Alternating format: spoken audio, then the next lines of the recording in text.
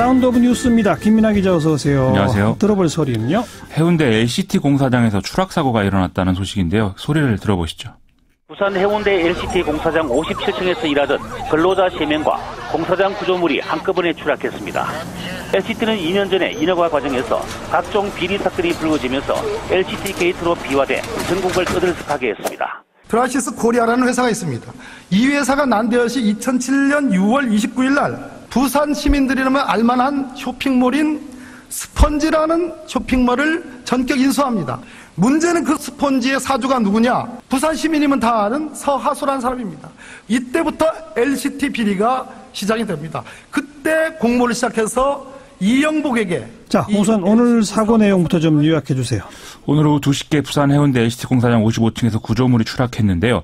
이 구조물은 가설 작업대와 안전시설물을 합친 구조인 SWC, 이게 안전작업 케이지라는 거에 이제 준말인데 SWC라고 불리는 구조물입니다. 노동자 3명이 이 안에서 건물 외벽 유리 설치 작업을 진행하고 있었는데 모두 이제 숨진 그런 상황이고요. 네. 또 이 떨어지는 구조물에 맞아서 지상에서 콘크리트 타설 관리를 하던 노동자 1명이 숨지고 또 1명 부상당한 그런 상황이었습니다. 뭐 안전수칙들 제대로 지켰나요? 일단 구조물 안에서 일하다 숨진 노동자들은 하청업체 소속이라고는 하는데 안전보호장구를 착용하고 있던 것으로 확인이 됐습니다. 문제는 이 안전을 위해서 설치하는 SWC 자체가 추락했다는 게 문제인 것인데 예. 이 때문에 안전장비가 전혀 도움이 되지 않는 그런 상황이 된 것이죠. 경찰과 소방당국은 공사 현장 책임자 등을 불러서 이 SWC를 제대로 고정했는지 안전작업수칙을 제대로 지켰는지 이 경위를 조사 중이라고 합니다. 조금 아까 박범계 의원의 목소리도 쭉 들었습니다만 이 LCT 정관계 인사들 금품 로비 때문에 아주 화제가 된 그거 공사 현장이죠? 그렇습니다. 네, 언론이 이제 이번 사고를 계기로 해서 또 LCT 시행사의 실질 소유주인 이영복 회장이 회사 돈 수백억 원을 횡령해서 정관계 유력 인사들에게 금품 로비를 벌였다. 이 사건을 함께 다루는 분위기인데요. 검찰이 2016년 이 사건을 수사하면서 LCT 공사 자체가 이제 이게 문제가 있다 이런 얘기가 나왔지만 시공사인 포스코가 책임 준공 보증을 했기 때문에 공사가 차질 없이 진행돼 왔다. 이런 측면이 있기 때문입니다. 당시 포스코 건설의 책임 준공 보증은 시행사에 대한 특혜다. 뭐 이런 의혹까지 나와서 문제였는데 이 검찰의 이영복 회장 기소 내용에는 포함되지 않았었거든요. 그 사고와 뭐 직접적인 연관이 있는 부분은 아니겠지만 어쨌든 네. 지금이라도 의혹이 좀 해소가 돼야 될 것 같습니다. 다음 뉴스요.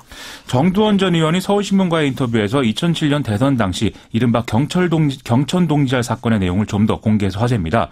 김윤옥 여사가 당시 어떤 치명적인 실수를 해서 그걸 무마하기 위해서 자기가 사비까지 동원하고 이후에 특정인들에게 정권 차원의 특혜까지 약속을 해줬어야 됐다라는 건데요. 이 사람들은 이명박 대통령 취임 이후에도 정두원 전 의원을 실제로 찾아왔다는데 처음에는 신재민 문체부 1차관을 연결해줬지만 해결이 안 돼서 나중에는 민정수석실의 행정관을 연결해줬다라는 얘기였습니다.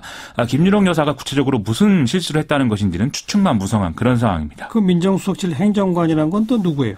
오늘 월간조선 인터넷판 보도를 보면 나와 있는데요. 경북 포항 출신의 김두진 씨다 이렇게 얘기가 되고 있고요. 이 김두진 씨는 이명박 전 대통령의 서울시장 재임 때부터 일종의 보디가드 역할을 한 것으로 알려져 있고 청와대에서는 친인척 관리 업무를 맡았던 것으로 파악이 되고 있습니다.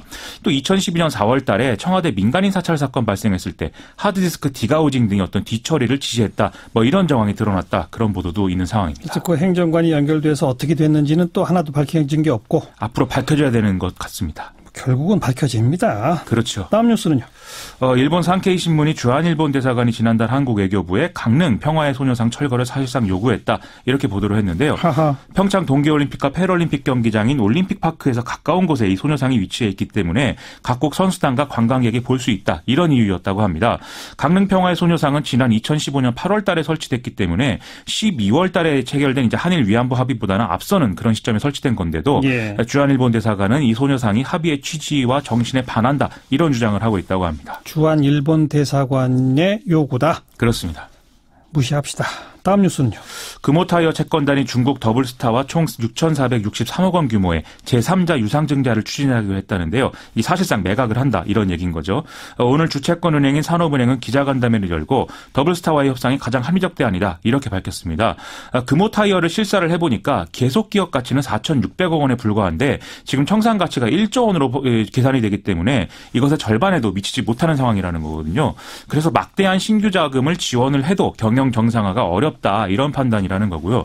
결국 외부 자본을 유치해야 되는데 더블스타가 제출한 비전과 운영 계획의 실현 가능성이 가장 높다고 봤다는 것이고 이 다른 회사들 국내에 있는 회사들의 경우에는 노조 문제를 들며 난색을 표했기 때문에 사실상 대안이 없었다라는 게 산업은행의 주장입니다. 네, 더블스타는 노조 문제 거론 않고 인수하겠다는 의사를 밝혔다. 협상을 좀 해봐야 할 것 같은데 일단은 그런 분위기인 것 같습니다. 노조는 해외 매각 반대했잖아요. 그렇습니다. 노조의 반응은요?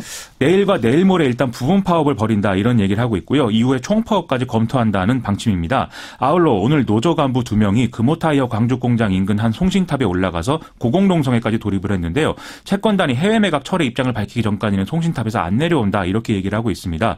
또 해외 매각의 결과로 대규모 구조조정이 있을 수 있다. 이 불안감 때문에 지역사회 여론도 좀 흔들리는 분위기인데요.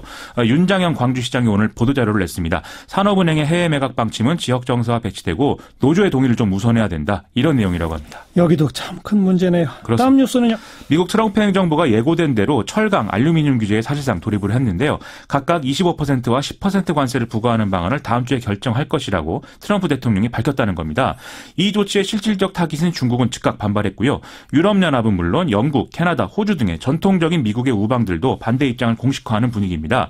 여기다 일본도 일본산 철강과 알루미늄은 미국 국가안보에 전혀 영향을 주지 않는다라면서 또 반대 입장을 밝힌 상황인데요. 이번 결정으로 자유무역이냐 보호무역이냐의 명분을 둘러싸고 전 세계가 좀 무역전쟁에 돌입하는 그런 신호탄이 쏘아 올려졌다. 이런 평가도 나오고 있습니다. 중국이 지금 자유무역의 수호자를 자처하는 그런 모양새가 된 건데 이건 또 특이하다. 이런 평가도 나오고 있네요. 트럼프발 혼란 본격화되는군요. 그렇습니다. 수고하셨어요. 고맙습니다. 김민아 기자였습니다.